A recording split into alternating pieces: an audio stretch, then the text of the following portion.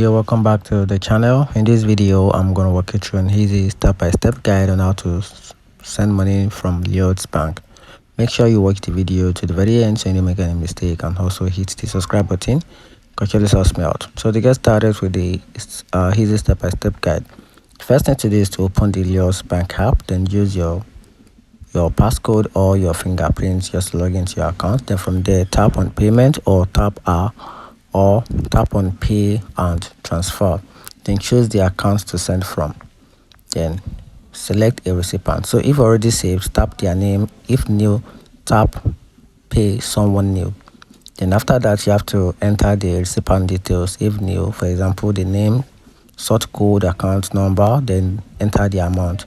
Then next thing is to add a reference, which is optional, which is a rent or gift. After that, you can review and confirm the transfer. So double check everything to confirm accuracy, then tap on confirm, and that's how to send money from Lloyds Bank. Find the video helpful, turn on the notification button and subscribe for more.